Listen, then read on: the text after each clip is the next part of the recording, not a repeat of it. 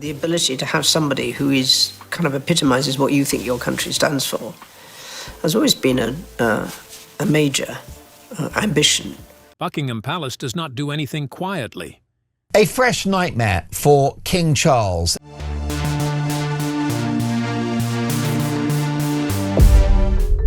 Every gesture, every announcement, every carefully folded piece of correspondence that moves through those corridors is measured, considered, and weaponized for maximum effect.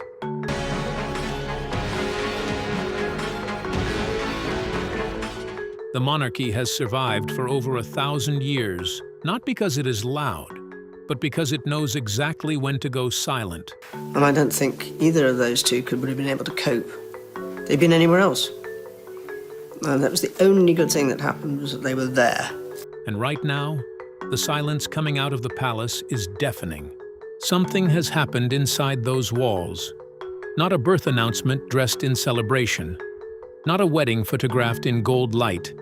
Not a ceremonial occasion broadcast to millions with practiced smiles and coordinated waves. This was something of an entirely different order. The kind of thing that happens after midnight, behind closed doors, with senior aides turned away from the hallway before a single word is spoken.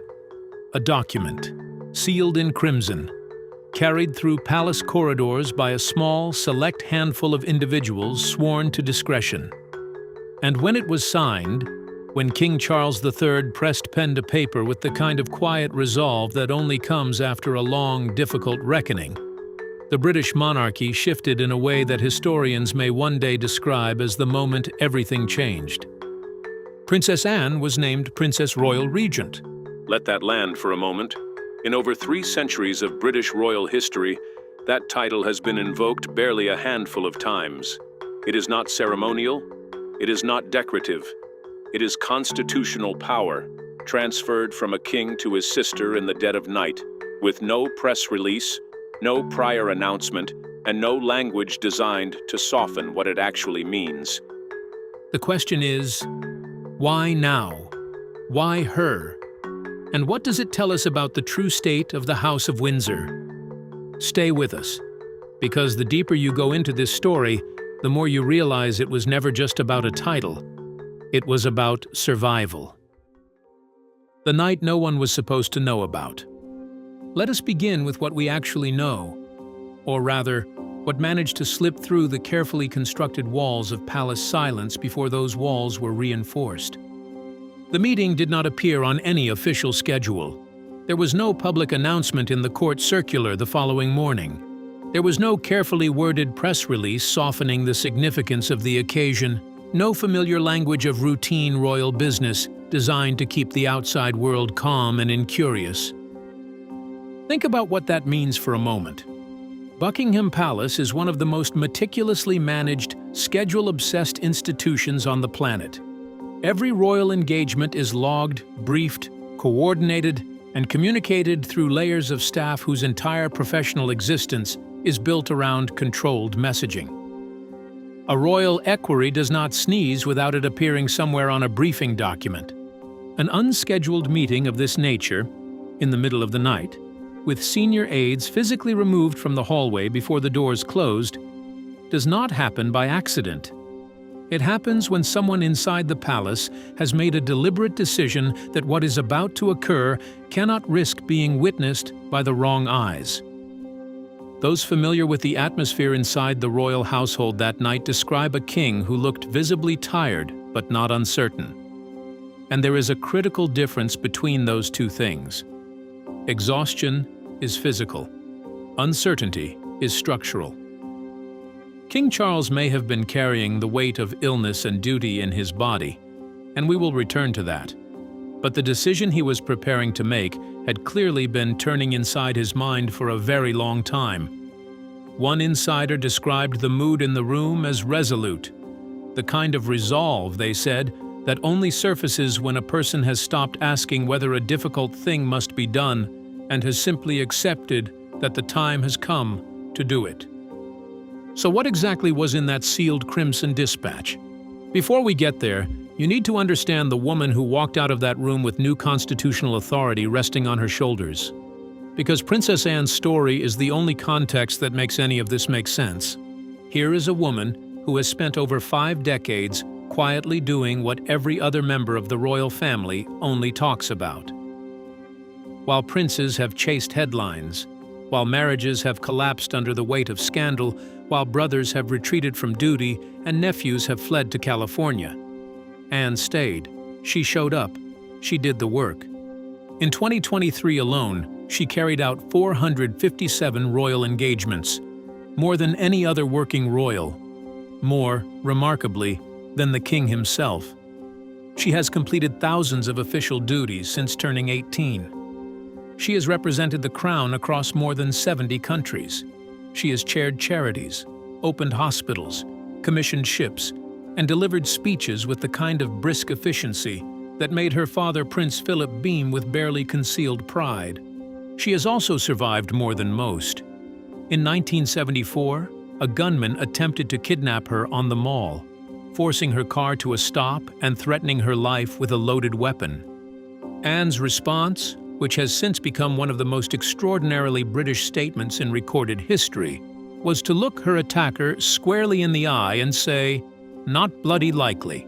She was not joking. She meant it. The attacker ultimately fled. That is the woman King Charles called to his side in the hours after midnight. Not a diplomat, not a courtier, not a committee of advisors with competing agendas. His sister, the one member of his family who has never once put herself before the institution. And when she walked out of that chamber, according to those present, her expression said everything the palace was working so hard to conceal. This was not routine. This was not ceremony. This was a monarchy bracing for something it had hoped would never come.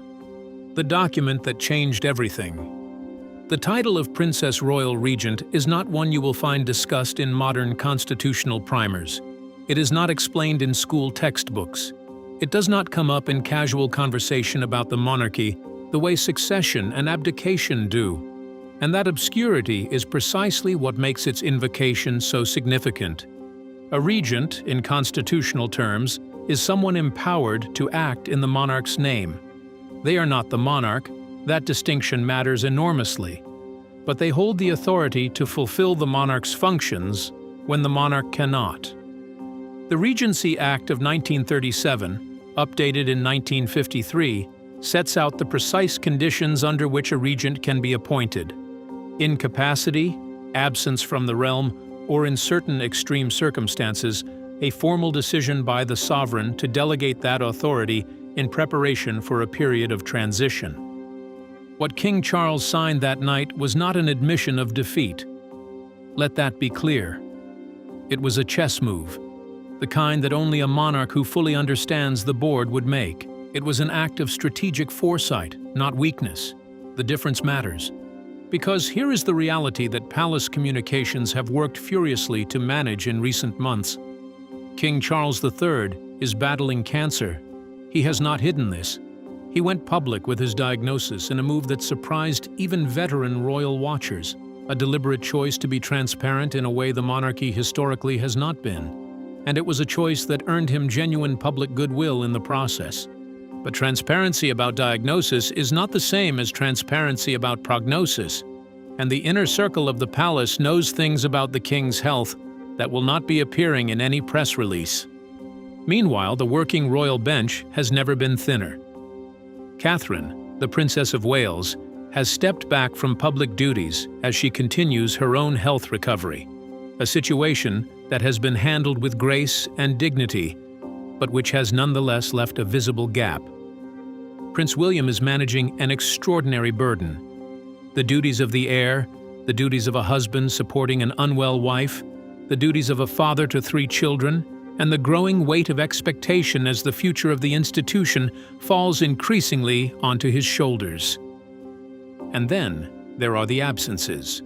Prince Harry, who once stood ready as a working royal, is in California, estranged from the family in ways that appear to be deepening rather than healing, despite brief moments of apparent softening. Prince Andrew, stripped of his royal duties and military titles following the catastrophic fallout from his association with Jeffrey Epstein, is a name the palace does not utter in anything other than clipped, formal tones. The monarchy, in practical terms, is running lean, dangerously lean for an institution whose visibility depends on its people being present, active, and trusted. And so King Charles did what strategists do when they identify a vulnerability. He shored it up. He reached for the one person in the entire royal family whose reliability has never once been in question, whose discretion is absolute, and whose service record speaks for itself across half a century of unbroken duty. He reached for Anne. Now, and this is the question you should be sitting with right now, does that mean King Charles believes his health situation is more serious than the public has been told? Or does it mean that he is simply a careful, experienced monarch who refuses to leave the institution he has waited his entire life to lead exposed to risk? Think about that carefully, because the answer matters enormously for what comes next. The document signed that night was not only about authority, it was a message. And in the private corridors of the palace, messages do not travel in one direction. When the king signs a document naming his sister Regent, every other player on the board, every courtier, every senior aide, every member of the extended family watching from a careful distance, receives that message simultaneously. Some will be relieved, some will be unsettled, and some will be calculating what it means for their own position. Because in the House of Windsor, power never moves in a vacuum. The man in the margins, Sir Timothy Lawrence. If Princess Anne is the iron spine of the modern monarchy, then Sir Timothy Lawrence is the quiet architecture that holds that spine in place. And right now, in the context of everything we have just discussed, his story deserves far more attention than it has ever received. Sir Timothy Lawrence has spent 30 years existing, by deliberate choice, in the soft margins of royal life. Not because he lacked standing, but because he understood something about the House of Windsor that many who enter it never grasp. The most durable power in that family is not the power that announces itself, it is the power that endures. Born in 1955, Lawrence built his early life not on glamour but on discipline. A career Royal Navy officer, he studied at the University of Durham and rose through naval ranks with the quiet, methodical precision of a man who understood that excellence in service is its own form of advancement. His colleagues described him as unfailingly polite, deeply discreet, and utterly reliable. A combination of qualities that, inside palace walls, is rarer and more valuable than any hereditary title. It was in his capacity as equerry to Queen Elizabeth II during the 1980s that Lawrence first encountered the machinery of the royal household from the inside. He organized schedules, accompanied the Queen on engagements, and learned to navigate the peculiar, demanding equilibrium between proximity to power and absolute invisibility. And somewhere inside that delicate balance, he met Princess Anne. Their bond, forged first in professional trust, then deepening into something far more personal, was, by the standards of royal romance, extraordinarily understated.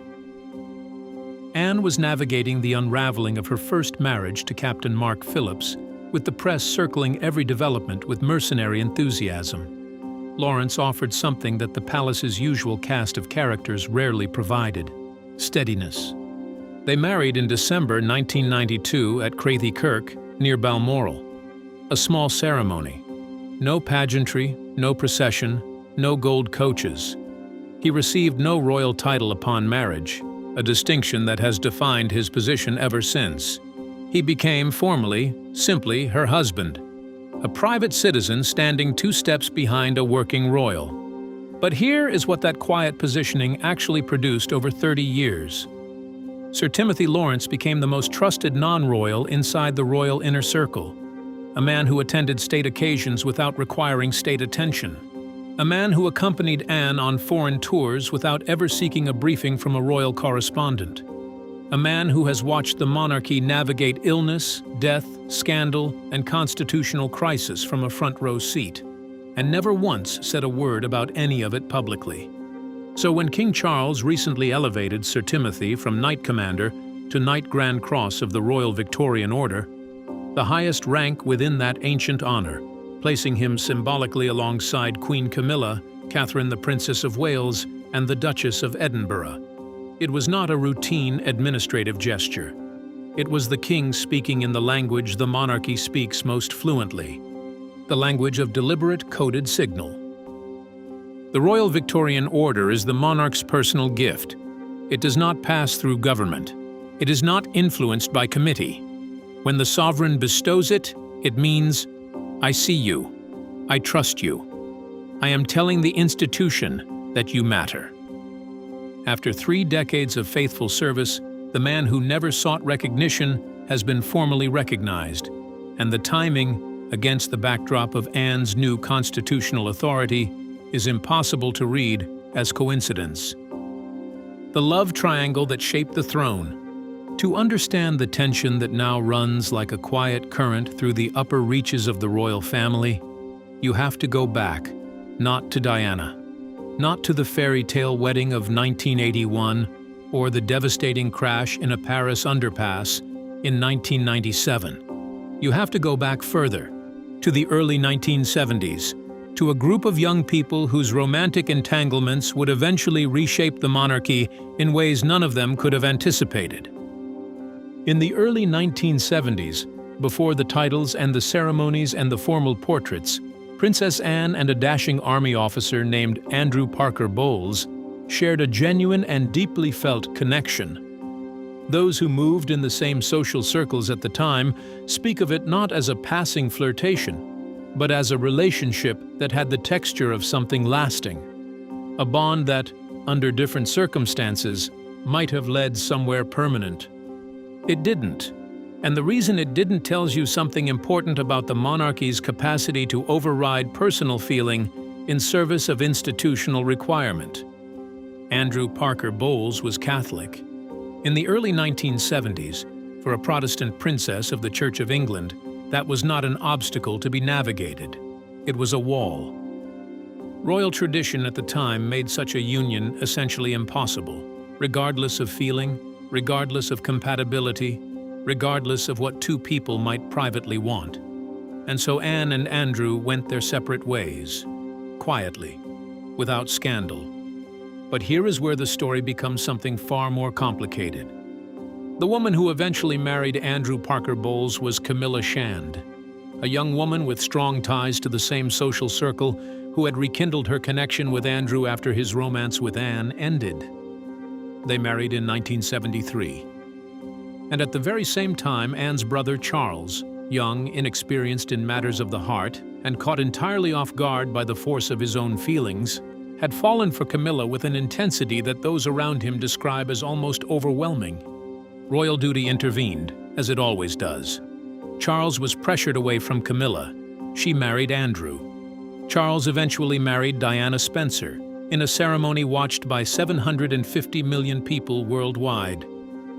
And the rest of that story, the heartbreak, the betrayal, the loss, the tragedy, is known to every corner of the English-speaking world. But consider the geometry of it for a moment. Anne once loved the man who married Camilla. Charles loved Camilla before she married that man. And decades later, after Diana's death, after Andrew and Camilla's divorce, after years of public speculation and private anguish, Charles and Camilla found their way back to each other and married in 2005. The woman who had once, indirectly, been connected to Anne's own romantic past was now the wife of Anne's brother and eventually the Queen Consort of the United Kingdom. Do you think that history sits quietly in the background of every room those 2 women share? Do you think it has no weight, no texture, no influence on the dynamic that plays out behind palace walls when the cameras are not watching? There is a reason that royal watchers noticed, immediately and with great interest, that when palace protocol would customarily have dictated a curtsy from Princess Anne toward Queen Camilla following Camilla's elevation as consort, that curtsy did not come. It was a small gesture, or rather, a small absence of one. But in a world where every movement is considered, where decades of institutional training mean that even a glance carries meaning, The absence of a curtsy from the hardest-working royal in Britain toward the new queen was not an accident. It was a statement, delivered with the kind of impeccable composure that only someone who has spent 5 decades mastering the art of saying everything while appearing to say nothing could achieve. Anne has never spoken ill of Camilla publicly. She never will. That is not who she is. But the gap between public performance and private feeling is the space in which the most interesting royal stories always live. Charles and Anne, the bond that runs deeper than blood. There is something about the relationship between King Charles III and Princess Anne that the public has only ever been given partial access to. The documentary portraits and the carefully managed behind-the-scenes footage show the warmth, the shared humor, the mutual affection. But they do not show the full weight of what those two people represent to each other, and what that bond means for the institution they have both given their lives to serve. They were born just 2 years apart. Charles on the 14th of November 1948, Anne on the 15th of August 1950. And in those early years at Buckingham Palace, with their parents frequently absent on royal engagements that stretched across weeks and months, the two children became each other's primary companionship. Not in the romanticized way that royal biographies sometimes describe, but in the very practical way that children who share an unusual and isolating experience naturally develop deep loyalty to the only other person in the room who truly understands it. That shared experience of growing up inside an institution rather than simply a family, of understanding from the earliest age that duty is not optional but definitional, became the bedrock of everything. It is why, when Charles finally became king and the full weight of the crown settled onto him, he did not look to his court for his first meaningful consultation. He looked to Anne. Charles reportedly calls Anne one of the very few people in his life whose counsel he actively seeks, rather than simply receives. Unlike the advice of courtiers, which is calibrated, strategic, and inevitably filtered through layers of institutional self-interest, Anne's advice is direct, sometimes bracing, occasionally inconvenient, but always honest. And for a man surrounded by people whose primary professional instinct is to tell him what he wants to hear, that honesty is, according to those who know him well, nothing short of essential. The mutual affection surfaces publicly in small, warm moments that feel unscripted because they genuinely are. Anne has joked in public about being introduced as the Prince of Wales.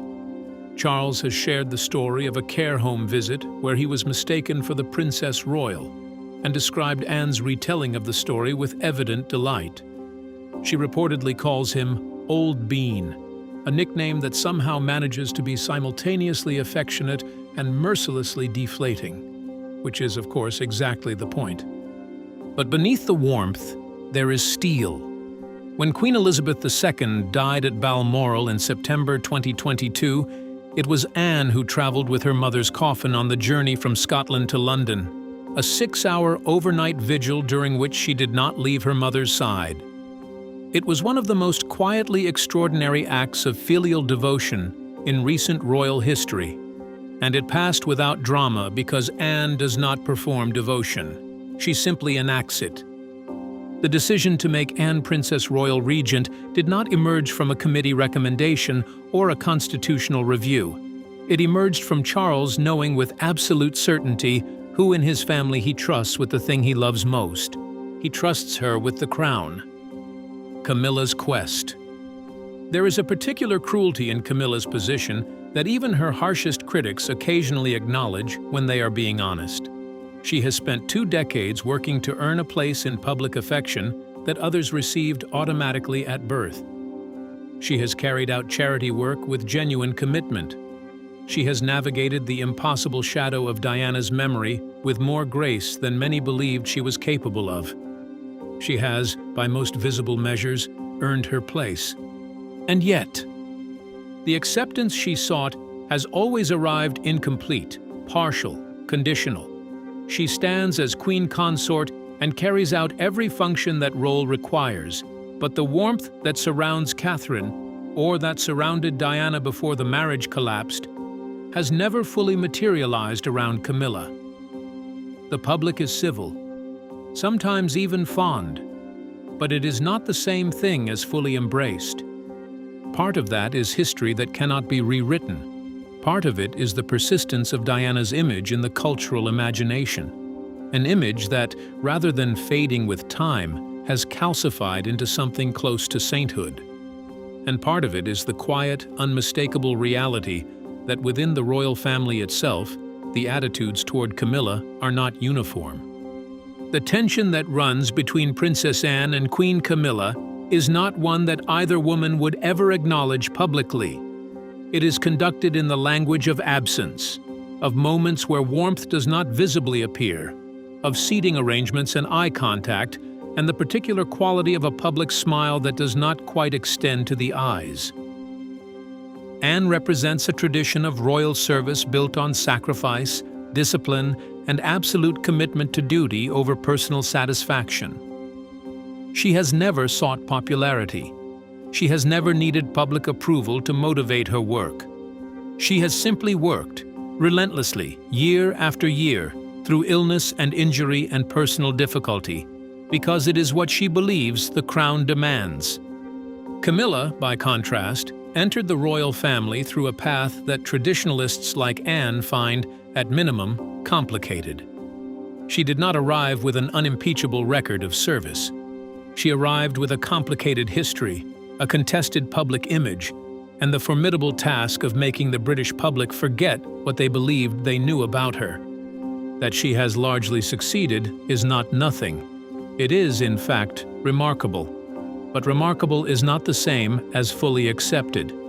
And in the upper chambers of the palace, where the institutional memory runs long and the standards of duty are measured against the giants of the past century, the question of whether Camilla has truly earned her place continues to circulate, quietly, carefully, never on the record, among those who knew Queen Elizabeth, who remember Princess Diana, and who hold Princess Anne as the gold standard of what royal service should look like. The palace room where Anne reportedly raised these questions about Camilla's role was not a confrontation. It was a reckoning, quiet, measured, and entirely in keeping with the woman who delivered it. But its implications continue to echo. What this means for the future. The appointment of Princess Anne as Princess Royal Regent is not an ending. If anything, it is the opening chapter of a story that will define the monarchy for the next decade. The House of Windsor is, right now, navigating a set of pressures that are more simultaneous and more structural than at almost any other point in its recent history. A king managing a serious illness while simultaneously managing an institution that requires his visible, active presence. An heir managing personal and professional burdens that would flatten most people. A working royal family that has been reduced, by death and departure and disgrace, to a remarkably small core. And into that context, Anne's elevation sends a series of messages at once. To the public, it signals continuity. Whatever happens with the king's health, the institution will not falter. The line of regency is secured in the most capable hands available. The machinery will continue. There will be no vacuum, no paralysis, no moment where a foreign dignitary arrives in London and finds no one authorized to receive them with the full weight of the crown behind the greeting. To the extended family, to Harry in California, to Andrew in his diminished private life, it signals something else entirely. It signals that the inner circle has contracted further, that the king has made his choices about who he trusts, and those choices do not include the outliers. Power in the House of Windsor has always moved toward the reliable and away from the problematic. Anne's elevation accelerates that movement. It does not merely reflect the current balance of trust within the family. It institutionalizes it. It writes it into the constitutional record in a way that cannot easily be undone. And to the palace's own internal hierarchy, to the courtiers and advisors and institutional operators who spend their professional lives reading the coded language of royal gesture. It signals that the era of committees and managed consensus is giving way to something more direct. Charles is not governing by committee. He is governing by trust, and his trust has a clear and specific address. What comes next will depend, to a significant degree, on things we do not yet know. The state of the king's health, the pace of Catherine's recovery, whether William can carry the weight of the heir's duties through what promises to be an extended period of institutional strain, whether Harry's estrangement deepens into permanence or softens into something that might eventually be repaired, whether the public appetite for a leaner, quieter monarchy grows stronger, or whether the spectacle-driven tabloid version of royal life reasserts itself in ways the palace cannot control. But through all of it, through whatever comes, Princess Anne will be there, as she has always been, working quietly, without fanfare, without complaint, without the need for public recognition or approval, or the kind of adulation that her nieces-in-law and the tabloid monarchy have sometimes seemed to require. She will be there because that is who she is, and right now, the monarchy needs her to be exactly that, a legacy written in service. Here is what we are left with when you follow this story all the way to its present moment.